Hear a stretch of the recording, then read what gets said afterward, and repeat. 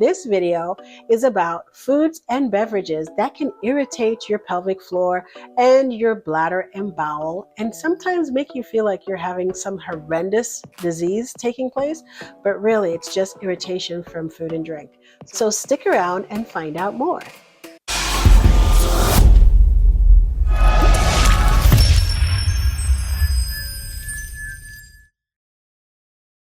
Hello, beautiful people. Welcome back to the channel. I'm Nadia Mills. I'm a pelvic floor and lymphedema physical therapist. A lot of what we eat now that we consider as food, it's really not food.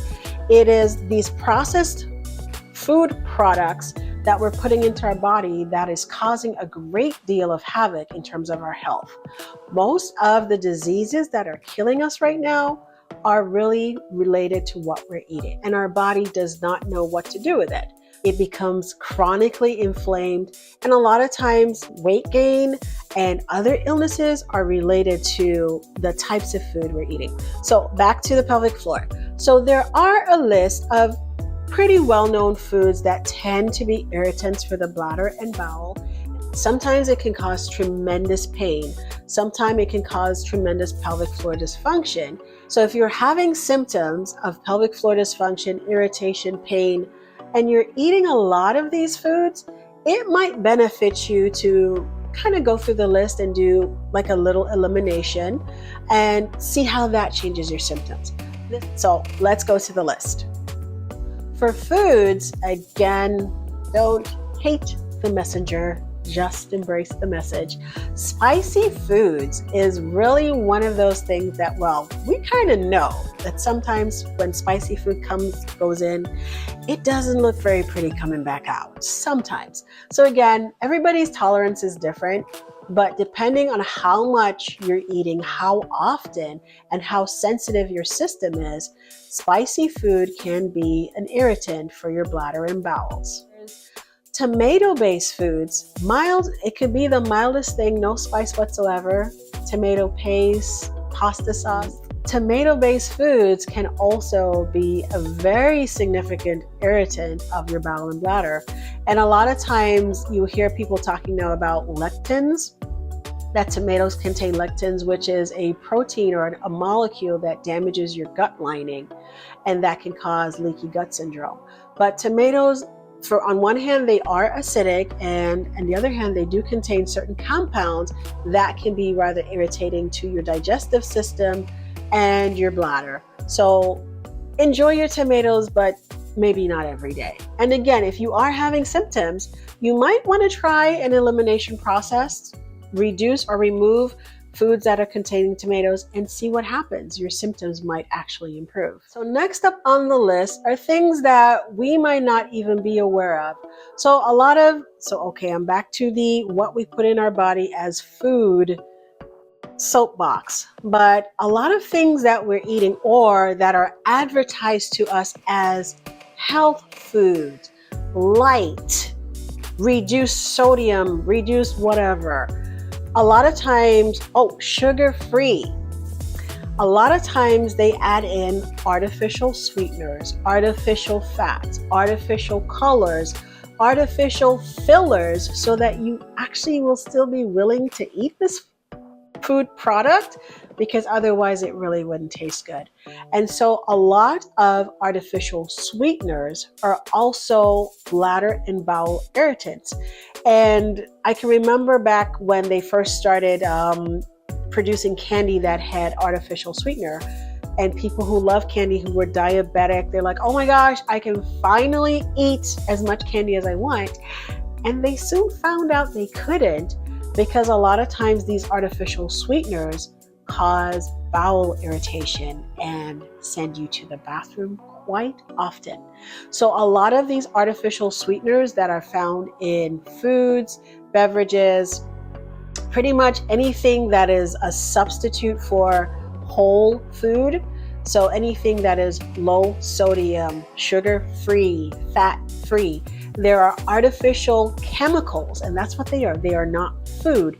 There are artificial chemicals that are added to these products to make them palatable, to make them tolerable for you to eat, or even to make them so good that you want to eat them.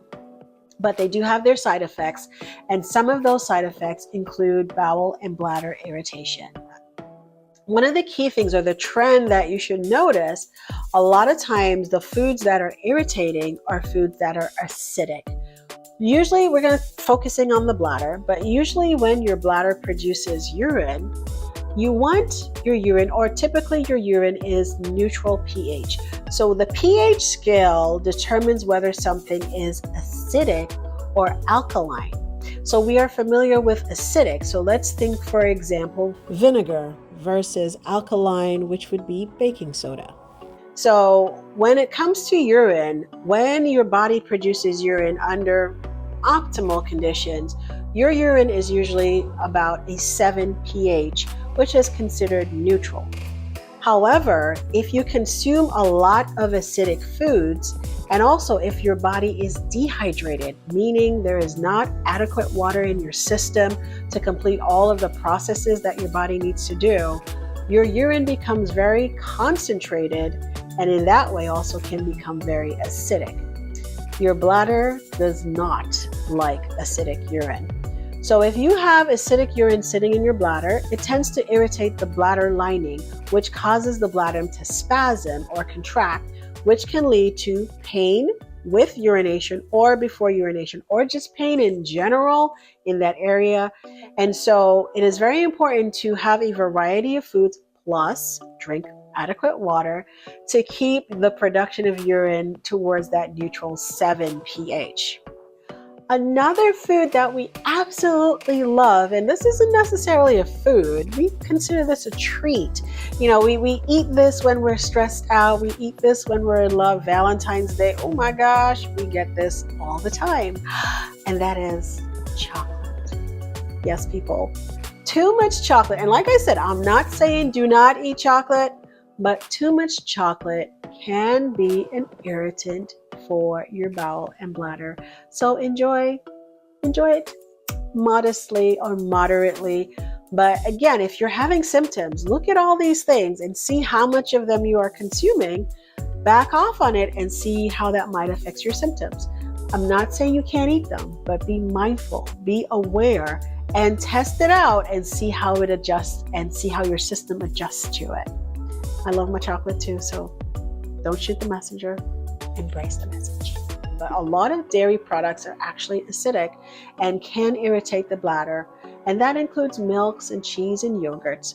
And yes, we can consider these to be healthy foods.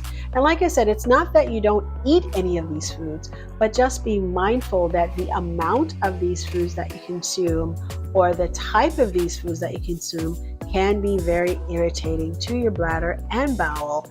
And changing your diet can make a huge difference in some of your pelvic floor symptoms. As I stated at the beginning, most of our problems health-wise is being caused by what we eat. But if you look at your diet, if you're not eating a whole food diet, meaning food that comes to you in the form that it pretty much came from the earth. So let's say whole fruits and vegetables, whole grains, whole meats. And with our meats, we have to be so careful because of how the animals are raised and treated these days. And I'm not a vegetarian, I'm not vegan, I'm none of that. But it is very clear that the quality of the food that you eat affects the quality of your health. And so it is very important to get the most nutritious and keyword natural food possible, and of course water. So eat whole foods, eat a variety of foods, stay away from packaged foods as much as possible because they have added preservatives, added sodium, added fats, added artificial ingredients to make them taste better, also to make them last longer. And a lot of these things irritate your whole entire body, not just your bowel and bladder, but your whole immune system reacts to the food you eat. The majority of our immune system really starts in our digestive tract. And when we start putting things into our body that our body doesn't recognize, it constantly sets up a defense against the very food that you're supposed to be eating to nourish your body with. This is something I'm so passionate about because I honestly see it in our everyday lives. I myself have had to make changes in my diet, and I have seen tremendous results. It's so important that you eat as close to nature and as natural as possible to get optimal health benefits. And okay, I'm stepping down. So that's a rough estimate about these foods that can irritate your bowels and bladder. And again, I promise if you look in the description, there is a link to them. Go through the list. See what you eat on a regular basis. And actually, there's another list. Oh my goodness, I'm going to have to, I promise this one later, but I can put a link to it. There is a list of substitutes. So again, I never tell people stop eating X or Y.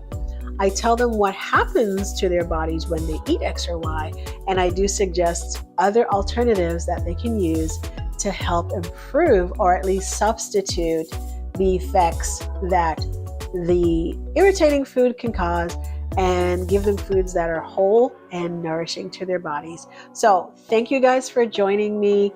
Thanks for letting me rant a little bit. But like I said, it's truly love coming from the heart because our bodies are precious. This is our vehicle. This is what we use. This is what keeps us here. This is what nourishes us and moves us. And so it's really important that we bless it with good food, good nutrition, good energy, good movement, and it will continue to serve us its best. So for a good, healthy pelvic floor and a good mind and body, eat close to nature, eat natural foods, and drink water. My favorite. You guys do not understand how important water is to me and to you. So please, drink water. It really does make a huge difference in your life. So until next time, love yourself, eat well, drink water, eat natural food, love others, tell them the same thing, and always bring kindness to the world. Love you guys. Bye-bye.